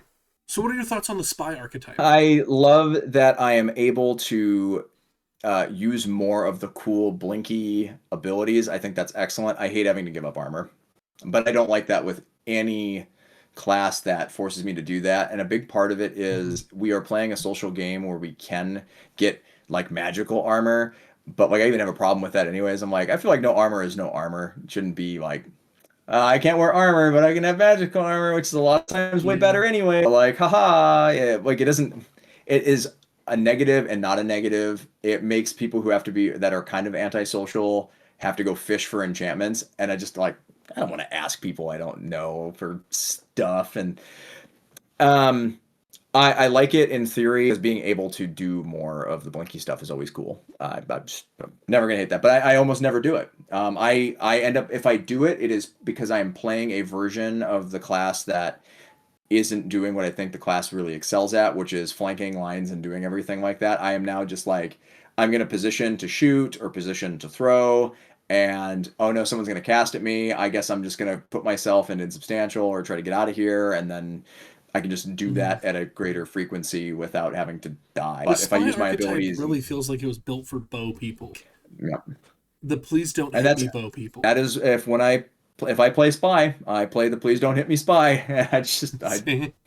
And I shoot a bow or I throw. I almost never go get the enchantments that would sort of make up for not wearing the armor. And Well, I and just like Assassin's yeah, in a weird spot because it needs to die to get its abilities back a lot of times. I mean, less so with Spy, but yeah. you kind of need to be on the treadmill there, so it feels weird. Earlier, you mentioned small versus heavy throne, and I really want to get your take on that. What's going on with small versus heavy throne?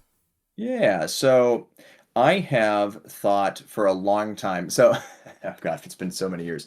So, small throne, obviously, they have an advantage in the fact that their profile is small. Like, I have a thing the size of my fist versus something that's the size of, I guess, this water bottle, roughly, getting thrown at somebody. It's going to be easier to carry a lot of small throne versus heavy throne. This is all the obvious stuff. I'll tell you the fun things. A heavy thrown weapon built in a way that is interesting and creative, okay? Not just a tube of foam that I try to throw at somebody, but built to be the shape of something like a throwing axe. It adds a fun flair to the game in general. Like throwing Hmm. axes at people is funny and it's cool to see when people do it.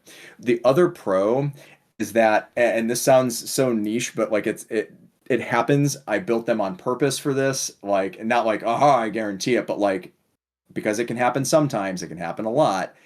When somebody has a pole arm or a sword and I throw a thrown weapon that is yay big with an axe head end over end and they go to block it and it flips over their weapon and hits them in the chest, I get to still hit them. They also bounce very well because, and maybe this is because I'm decent at building them or whatever. It's not that hard. Everybody should just do it.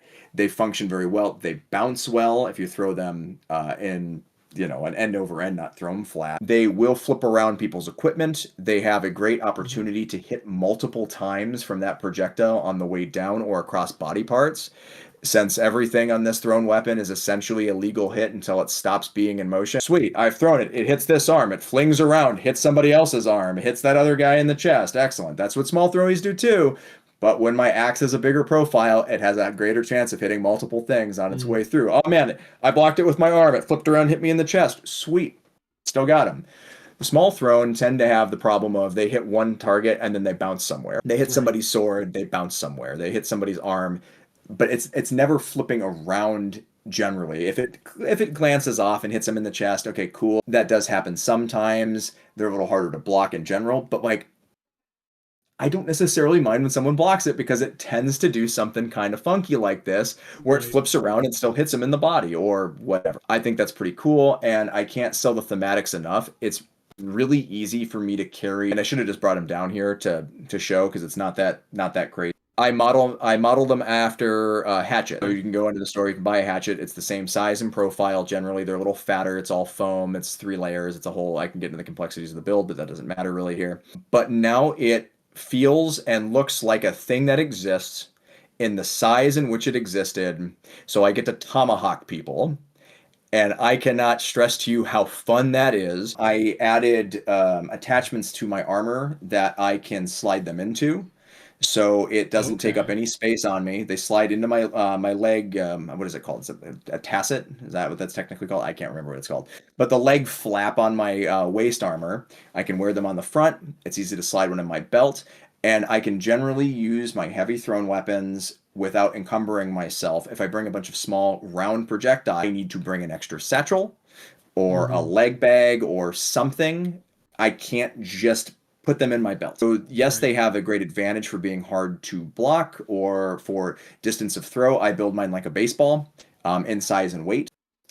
I can.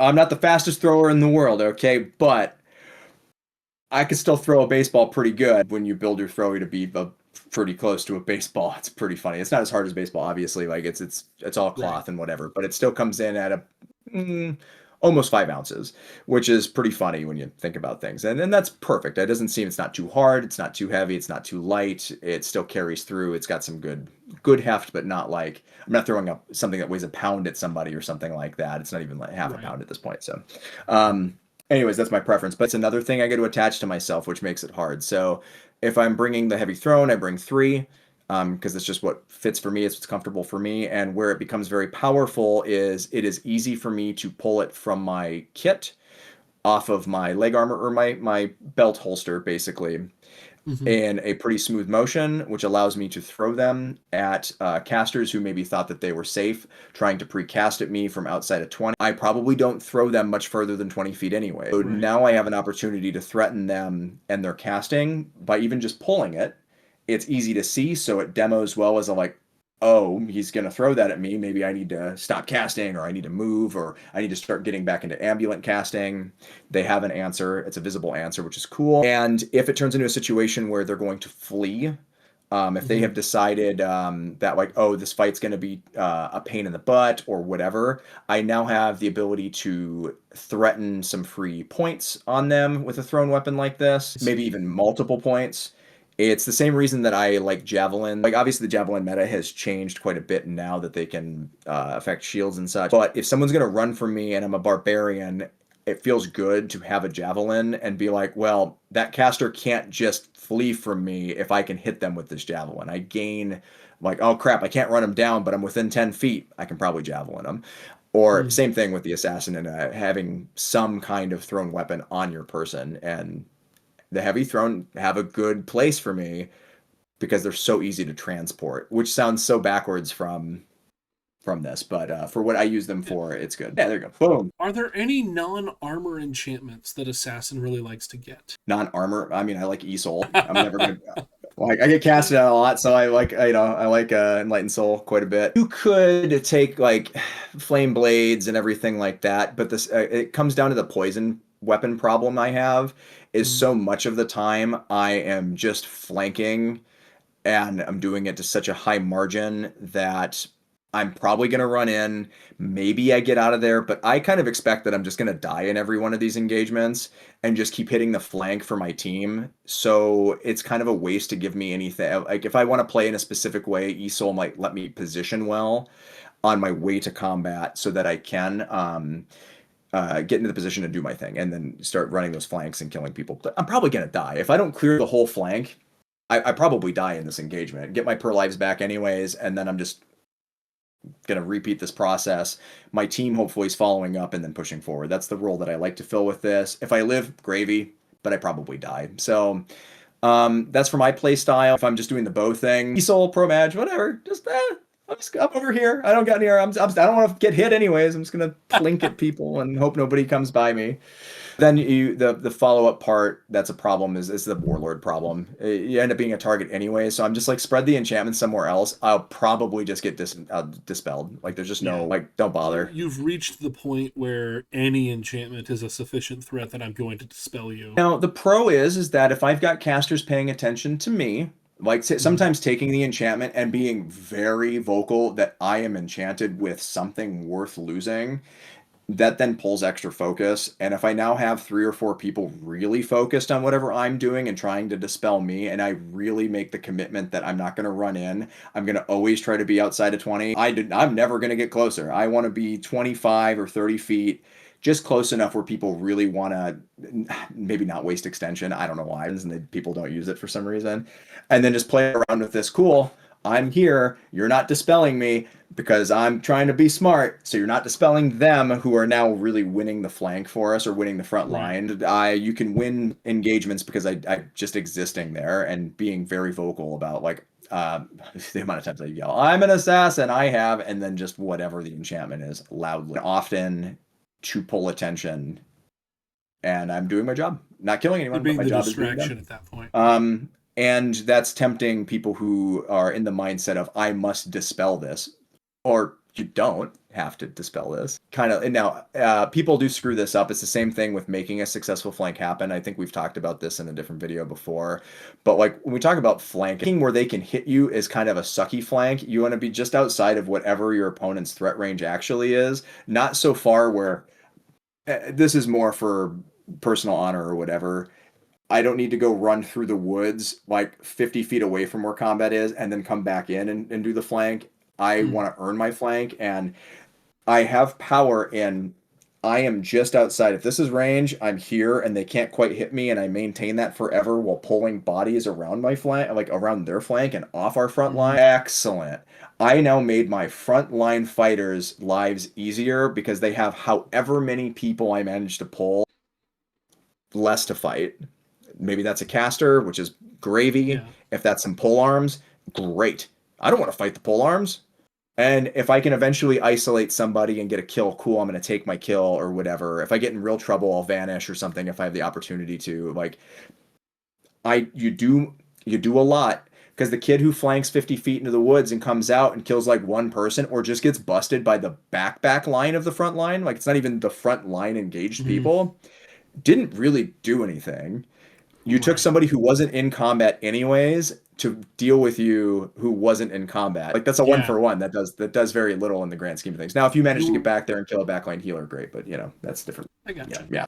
Is there anybody that Assassin really like hates to try to deal with? Like, who does Assassin I mean, have to avoid on the field? getting suppressed sucks. That all comes down to how good is the cast. I don't want to deal with wizards generally unless I am dealing with I don't want to face to face druids and wizards. I think if I can help it, I will never fight them straight up unless it's at a range in which they can't hit me anyways and I'm trying to do a projectile battle. Maybe I can just kill them with a throwy and then like re-engage. I don't mind fighting unarmored opponents if I'm built to fight them. Heavily armored individuals will be a struggle as well.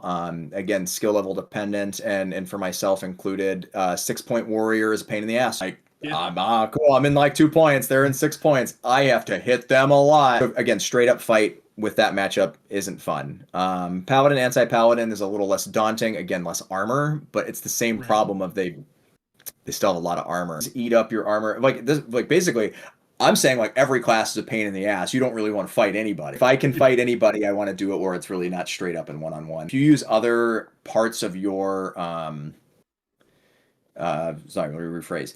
If you are engaging in combat with players in the mindset that I'm not fighting straight up, then you are always like one-to-one or on the line. Your effectiveness goes up so dramatically, the class is a lot less relevant. If I have to think about this and I'm going to 1v1 the person in front of me, the matchups are hard for just such a huge number of reasons. And then it becomes kit dependent. So it's hard to say like strictly which class is like the biggest pain in the ass, other than to say that casters are hard. You can protect yourself a little with your insubstantial states, but you're not making a lot of leeway if I'm having to go, oh, I'm getting casted at, I guess I'm going to vanish from sight. So that's hard. No one cares about archers. You just go kill them. Other assassins, like it's just a straight up fight. Well, because the archers, almost everybody's in the back. They've got no escape. They're playing the weird, I'm in full points of armor, artificer thing. I'm a combat archer. I don't have a bow. I still haven't seen anybody do it, and I really want to see somebody play flow combat archer with all the men. I've done it at Park, but this will be short. This is the problem with that. It's the same problem that like Warrior has or any class that doesn't have protection from casters. Even Assassin just like hold person and you're like, oh, okay. And you just get casted down and you don't get to do anything. So yeah. No protect. I would try to druids and like and magical armor pain in the ass because they probably have a pole arm too. Then if you run the pole, it's easy, but that means that they were isolated and you weren't fighting them in a like line situation, and they chose not to try to cast at you on the way in anyways, which is just a whole nother problem because then you have to do am I faster than their casting / switching to pole arm to hit me? I have armor, but it's just there's just such a okay, there you go. That's an answer. Everybody sucks. Don't fight anybody straight up. Fight everybody like the cowardly assassins we are. Are there any common misconceptions about assassins that you want to dispel for us? Well, if I haven't dispelled anything through the video at this point for people's thought process, because I don't hear everybody's opinions on like what they think is good or bad or whatever. Maybe I've done that. Maybe heavy weapon was something that's been disputed and that heavy weapon's just not that good. I think there's a huge pro to it and consider your kit at that point. But you should always be using equipment that gives you an advantage as much as possible, right? It's why you want good armor that isn't ill-fitting. It's why you want swords that are competitive. It's why you want any of these things. If you can't, my favorite thing, and this is a sword and shield problem, is if you can't get your shield off of your arm, you should address your equipment because it is a disadvantage if your strapping is so tight or your gloves are so big inside there that like you're getting stuck. It's a thing to address. It's a disadvantage. It's one that's addressable. Misconception. I think people say Assassin is bad. I've heard that through multiple updates to the class, like pre-trickery, right? Assassin's bad. I'm like, Assassin's great. That's crazy. Into getting trickery, I'm people saying it's still underpowered. I'm like, Okay, I like keep buffing this class. I really like this class. I do think it's probably true if you say it's a skill check class. You still got to be able to fight and stuff. If you are adamant about never fighting straight up, to stellar class, you're going to be successful at any skill level. It's not hard to kill a warlord when his back is turned. Like everybody is just as good when they don't know you're there. You're going to kill them probably, or you're going to get some hits off, and that's great. Disruption is good. Any misconception, any thing that you hear that like I can confirm or deny about the class, because that would be, you know, what have you heard about this here? Any pros, cons? Assassin's a perfectly fine class. I think it suffers from the newbie weeb problem. Rogue and Assassin are perceived as underpowered classes because a lot of times new players get stuck in those classes. Not that the class is bad, it's that, like, not to be mean, but you're bad. No, like that's how get good. Like, oh man, this assassin, like, assassins never kill me. Yeah, because the only assassins at your park are people that are walk-ups, and like, no, they're the 12-year-old. They're like, yeah, I want 2 swords. Judge it based on the kids, because those kids grow up to be nightmares for everybody. Like, remember, these, you know, this is a class that can really take advantage of that. And or, you know, people dog on it because you get the backline archer assassin who never engages in the rest of combat. Part doesn't make assassin look great. It's just like, this guy's just standing back there. But it's hard to track their success when you're doing something and they're way over there. Like, maybe they're being really useful. Maybe they're not. It's hard to say. Well, and then the backline archer playing assassin, they're playing assassin for the get out of jail free cards. There's nothing wrong with that if that's what your priority is. Yeah. Oh, yeah. It's each their own fun. It's gonna hit me when we're done with this about something that stands out about assassin that's like a negative or a preconceived like negative about it. It's gonna bug me because I feel like there's something I'm missing here. Now, it's a good class. If you've stayed this long into the video and you're thinking about playing assassin and you haven't started playing assassin, give it a go for sure. Like, it's a good class. Get to level 6 before you decide that it's not for you. Like, play the class at its strengths. Like, it's a little underwhelming to start. I'll say that. That's pretty true. It really feels good when you start hitting 3 4s when it opens up a lot. Yeah. All right. Well, I want to shift gears a little bit, and we're gonna talk about Polaris for a second. Does Polaris have a Paragon circle? They do, I'm pretty sure. And I am pretty sure I am in a bunch of those chats. Whether or not I participate... Oh, no. Cough. The issue is everybody has had this kind of shift over the last... I can't pinpoint exactly. Let's call it the last year, from using Facebook as a place for where they communicate into Discord. And I, at this stage in my life, am pretty bad about using Discord. I am sure I will eventually get up to speed on, like, Discord as a place to have these discussions. So yeah, it exists. Well, with that in mind, what's something that somebody who wants to be a Paragon Assassin can be doing to try to stand out, at least in your mind, as someone that is approaching Paragon Assassinhood? Oh, well, we talked about a little bit of it so far throughout the video. We've talked about it in other videos. So if they're familiar with your videos, a lot of the stuff that I'm going to say here is stuff that has been said, and I'll just try to hammer the point in because it's boring otherwise. If you think you're doing enough, you probably aren't. Go do more. And what I mean is, if you have 2 identical copies of yourself, okay? You've got you in a great assassin costume doing something, whether that's dressing up as a different player on the field and pretending to be them, and you just in a t-shirt and jeans, this guy is going to be way cooler, and you could be equally skilled. Heck, the one in jeans could be way better at the class. That person is putting in the extra effort to really sell that they are the class, the embodiment of a sneaky guy or something. Like, that is awesome. That is fun. It can be dorky, but again, as I started this video, I used bushels of branches to hide swords and dress like a peasant, total costumed up, used body double. My goodness, I tried to set the standard of you can do a lot to really sell this. Now, that is just on the costuming part. If we're talking about just playing the class, this one is diversified in its ability to be played, which means that you have a lot of options in which ways you could play it. There are some people who believe in that I will be the very best at doing this in one very specific way, and that is the only way that I will do it. Be damned to the other version. To me, that person's not a Paragon. A Paragon is the same concept of you understand the class from start to finish. You can do everything. I'm not saying you have to be the best archer, but I would like to see that you understand and can utilize the mechanics that they've presented for this. If you're ignoring part of the class, just kind of a bummer. If you never have projectiles because you're not a very good throw, well, sure. It takes skill. It takes time. Like, you got to practice it to get better at it. Same thing with your casting. You don't just wake up and you can do all the spells. You got to put some reps in. So put some reps in. Know the class. I'm never going to say you need to be so learned that you need to go like, I know exactly what I have at level 4. And in every single piece of frequency, you end up playing level 6 for so long that you just know your frequencies of like, okay, your textbook screw it up, that's fine. Somewhere in there, that's okay. It happens. We're human. Fine. I'd love to see people be able to do a little bit of every part and be less of an expert in one part, but be more of a balanced assassin or whatever the class is. I want to see that you know all aspects of it. The healer who never takes heal or resurrect and only plays some other version of it is not the healer that I'm like, that guy's definitely the best healer. Well, no, because again, two copies, the healer, two identical copies of yourself, the one who takes heal and res and the one who doesn't. I'm going to probably vote for the guy who is doing the other part of this class. Like, that's great that you know the other parts, but you don't do this part. You don't know this part. Like, that's weird to me. One who dresses in a cool outfit versus one who doesn't.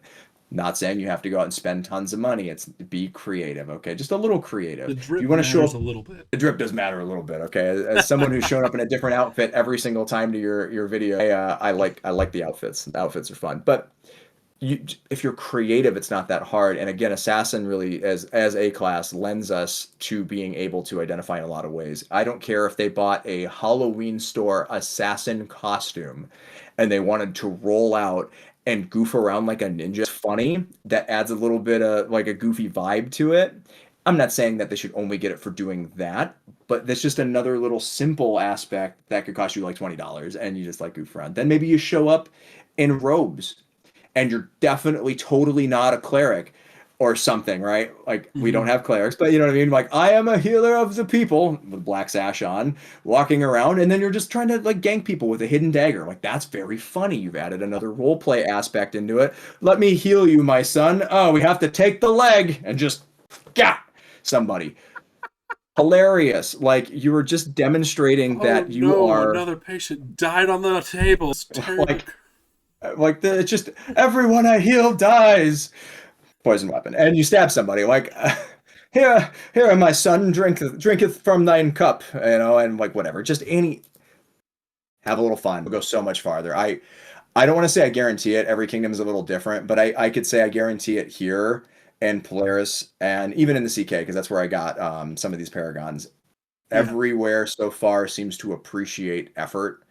And the extra effort goes a long way, and that would be cool. Okay. Yep. Is there a fictional character that best represents how you play Assassin? How I play Assassin? Goodness. I mean, I've Naruto run a lot in my tenure as an Assassin. You weeb. No. Well, I am weeb trash. So my problem with role-playing or where I find inspiration for whatever I'm doing is I am almost always myself and the character of it with a different name. I'm Jamie being Jamie, and this is how I would react to these situations unless I am forcing very drastic role play. But even then, that's because I'm filling some other character position that I've been requested to do or a quest needed me for, or I just had a case of the giggles and decided to goof around all day. I think I told the story, I don't know if I told it on this one, where Megiddo and I decided to start a circus. I've not heard this story. In the middle of a battle. So for a minute there, after I had finally gotten to like I'm good at Amtgard, holy smoke. We started creating our own fun when we would travel. So like in the wetlands we did this, in the CK we did this. I've done this in Polaris, where we'll be playing in the game and we decide in great fashion we didn't listen to the rules of the game. So you know what? Let's go ahead and make up our own. We're going to decide that we are playing our own game with our own quests, and we're going to quest through this battle game to rescue the princess or whatever. And so we've rescued princesses, some of the rogues, which is hilarious. We have started a circus where we started pulling in the world's fattest skinny man, and we would just grab a player and be like, you are now filling this role. Congratulations, son. It's time to go to the big top. And we'll then send them out to try to do the feats of the world's slowest man. or whatever, and then presenting Yeah. a bunch of role play. And so then I'll say something and Megiddo will play off it. And then sometimes the players we've sort of kidnapped into these roles will then start feeding into it. And we've just created nonsense amongst the game. But what about capturing the flag? I say, nay, nay, that is not a part of our act today. We know nothing of this flag of capturing. We do whatever, we're doing something else. And Noah, Megiddo, and I in the wetlands decided to be shield maidens with no weapons. So we're playing 6-point warriors with our shields using insult and decided to protect Sir Shadow, one of the guys out there. And so we just followed him around with our shields, either using insult or just insulting people with our words and not allowing them to try to run our was Shadow our princess for this? I can't remember exactly, but whatever role we decided that was going to be, and we don't necessarily always inform the person that we're doing this with that they are the person and that we are doing this with no You just weapons. surprised him. We just do it, and whatever. And the amount of spells and people trying to fight or not pressing in is astronomically high and weirdly effective. To pull it back in, like that's what then starts to identify, like, oh my goodness, that's a Paragon. They didn't even bring weapons. They just are shouting at us and personifying a problem that we have to handle. And it's just excellent. So we at some point, make your own fun has become one of the coolest things. And to come back again to what do I personify in like a class or a role play thing? It's just me. I just try to be not a butthead most of the time. I don't know, and Yeah. um, it's hard to. I mean, I maybe keep something in mind when I do it, but it's a generic vision of what I want the role play to be or what the class should be to me. So my assassin personification has just been this sort of peasant assassin thing, and I haven't gone so much deeper than that because it's still just me. I'm me pretending to be a peasant assassin, and so my role play is as that perspective. And then when I for a long time played barbarian, like the picture that we used, I'm in that leather armor, and was using a big green greatsword before the meta changed and how crush break works on 6-foot weapons. I'm rolling around in this, like when I play Barbarian, I play in this kit. I'm role-playing this kind of sword-wielding Barbarian in this case. I was going to say warrior. But it's still me in that role. And if I wanted to dive deep and add more to it, I could. And I could come up with some backstory to like why I'm doing this, why Deathlilly Megatron Sunshine has decided to do this role in whatever time frame of my decisions to play that. Like when I go roll warrior, I've got a different kit for that I try to wear, and like I'm wearing my Texas Gambus. I've used this a lot for filling some of these different roles and stuff. It works well for assassin. It's very funny. It's my hide in plain sight concept. When I'm not the peasant one, I'm so obvious to see in my red, white, and blue like star-spangled glory of Texas flagness that like I don't know how you miss me when I'm flanking. Yeah. You just kind of blend in with the crowd, like, and or I go so far as to be in dark colors for some reason, and I'm in my peasant gear. And if I play Bard, I use a very lacy sash. For whatever reason, my concept of Bard is a little more flamboyant in the dress and what they're wearing. So like it's just straight lace, like lingerie lace sash, and like just it makes me laugh. So like I think that's funny, and I don't know, my concept for that would be something like that. Did I ever? I lost it Yeah. when we moved, but I used to have a barbarian sash that when Chelsea and I got married, for her bridal shower, she had a sash that said "bride to be" on it, and that was my barbarian sash for a long time. Was the white bride to be sash, and I Like that's excellent. It's funny. Like this game lets us like have a lot of fun and creativity. So like okay, like let's do it. But yeah, I'm just role playing me basically. I mean, sorry, that's not totally true. I'm probably a little nicer, which is funny because depending on who you ask, doesn't seem very nice. But I'm a big fan of I reciprocate the energy that I receive generally. There are so few examples I can think of in my life where I have gone out of my way to be strictly mean to someone for the sake to be mean. I know that like some of the stuff I do gets perceived as being too competitive and like whatever. I'm like, man, some of that I can't help.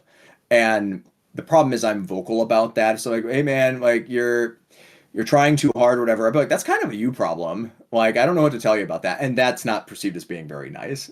But that's just kind of how I Yeah. perceive this. Like I can't control your fun too much, and I do try to be mindful of this, but no one ever knows the effort in which an individual is going through if it's not spoken about. Oftentimes, if I've got to fight with like children, okay, Hmm. let's say, unless they are a very like mature 15-year-old or something, let's say 14 and under, I almost always will stop kind of what I'm doing, regardless of what I'm doing. Like it's a battle game, and if they're going to try to engage with me, I just try to make it fun. I don't need to win. I don't care. Like, they probably get to kill me a couple of times through the game for this. I'm just going to let them win. You That's don't fine. defeat the And 7-year-olds just no, I every don't care. time? I can't No, believe they this. they they should win, and that's good for them. And I will be irked when a number of people will come and just like slay me from behind or whatever. Well, I'm clearly haha have at thee and like role playing up with this kid and like fencing and goofing around and just Mhm. having a look whatever. I'm like dog like to the people who will kill me from behind. I'm like I'm clearly giving this kid like some fights and a fun time in this game. Like that's your right to come and murder me, but like come on, like they're the Bro, hero come on. here. What's Like, like I'm not engaging with you guys. Like, please, let's make it fun for them. It's more important that they have a good time and become like lifetime amp guarders, in my opinion, than like coming to slay me in the back while like I'm way off, not in the objective. Just fuck it. I'm not playing. I'm out of game. Like, look, come on. I'm mhm. making rubber dub dub hardy hardy har noises and screwing around, right? Like, come on, guys. Just no. Anyways, I'll that doesn't Let the always children win you have their friends. fun. Like it's important, like and it's better for the. This is all park level generally issues, anyways, right? Hmm. It's better to grow the park than it is to try to win this game aggressively. Like just like don't worry about it. Like, but no, nobody necessarily knows. They don't know that I'm willing to go out of my way to make sure that the kid had a good time, and or that yeah, like I'm just not going to play the objective. Like, like you can put me wherever you want, but balance. And I've said this a bunch of times out loud, which you'd think would help. But like, I have no weapon. I have none. It's not a trick. I have nothing. Or I'll be like, I have one thrown weapon. Please balance me accordingly for your teams. I won't play the objective, and I'm going to throw this one ball, and that is all I am doing.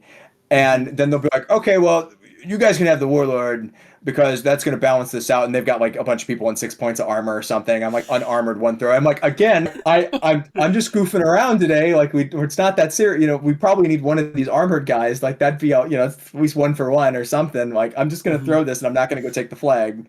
I'm going to, make Zoidberg noises and like run around and just goof around. Like maybe eat some grass. I just Go back to I'm your just I'm just barbarian I'm just vocab. here goofing around, guys. Like please, and trying to be fun for others and keep in mind the fun of others while doing the thing. I'm on a tangent. I'm talking about stuff, but I gotcha. um What is your yeah, next man, amp guard goal? What are you working on right now? loosely serpent. Gonna get there Like eventually. I'm at like 8 owls or something, depending on like how you like to argue about like what constitutes like a masterhood in a craft, or whatever. If I was more qualified for a masterhood, it would have been earlier in my weapon making career when the materials were all better and everything was more competitive. It's the Wild West. I'm like the only other person doing it at the time. I guess there was a Mm. Gorg the Blacksmith and Warlord Sports. And then there was like me selling like a half priced equivalent with the same materials essentially and following all their same steps to do the thing and just offering a cheaper thing. Anyways, but not about sales or whatever, but really a spectacular product. I still make 5 ounce swords today. The problem is always going to be foam and whatever. So I'm still making some of the most competitive weapons that you could possibly buy on the market that anybody uses anywhere at like the lightest point. Like you can argue about longevity, but I'm selling a $40 sword at this point. That's longevity in the average amp guarder's hands is about 30 hours, maybe a little less depending on like how hard you want to swing. And there's plenty of guys who swing super hard. Again, that comes down to a you problem. You're going to blow out your equipment. I can do so little about you mistreating your weapons.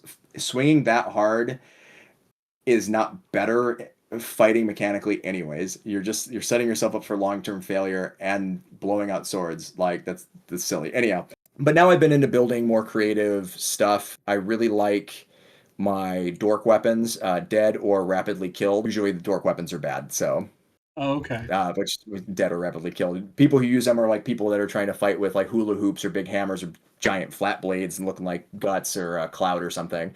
And usually that just gets them dead or rapidly killed. So making competitive dork weapons has been one of my favorite things to do in recent time, from long swords that are hammers that I think function really well. I think I have a very cool one, and it's about as competitive as you can make it. It's like 7.5 ounces or something like that at 45 inches, and it's a fucking hammer. Like it's amazing. I'm pretty good at making light stuff at this point in my career. I made a set of pickleball paddles and balls that function in Amtgard. It's been complained about a whole bunch as people trying to call it an advantage for me to have to throw my small thrown weapon and then hit it with a paddle at somebody. I'm like, it is so far from an advantage. It is really not good, but it's really a lot of fun. They function very well.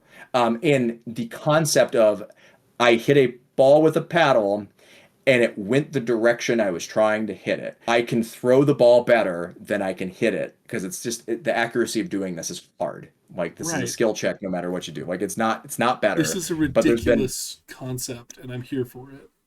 And it works. I at our last event in at GAC, the Great Adventures Challenge, I set up a net for pickleball, and then I put out lines, and then I made Amtgarders during the quest. They could either fight the torches, they could Beyblade bat one of our players, one of the torches, or they could come and play a game of doubles pickleball using my Amtgard legal pickleball equipment. And it functioned incredibly well for that. It's good for pickleball. It's bad for battle games. This is ridiculous. I love it. Okay, so we've got to wrap up pretty soon here because we're almost out of time. But if someone is in your kingdom and they want to learn how to play assassin from you, are you still okay with people coming up and asking you questions? No, always. I have the stance that, and I think a lot of people should, or if they don't, then they do, I don't know, that we are a community of people, of like-minded individuals, generally, that are here to hit each other with foam bats. It is our responsibility, and it's definitely my responsibility with all the belts and what have you, to try to set a good human example, but to just help anybody with anything. And if I can't help the person with the thing, I should be in touch enough to be able to get them to the right person who can help them. And I want everybody to try to adopt that mindset because, well, many hands make light work, or something about ships rising. Like, we do all of this and we can all help each other be great. So yes, if people would like to reach out, please do. I will spend a lot of time like doing this with you, just talking and gabbing, or I'll make a video for them, or I'll talk to them in person. It doesn't have to be just in my kingdom. It can be out of kingdom. People like to rap about Amtgard. I like to talk about Amtgard. It's fun anytime. Do you have any final advice for assassin players?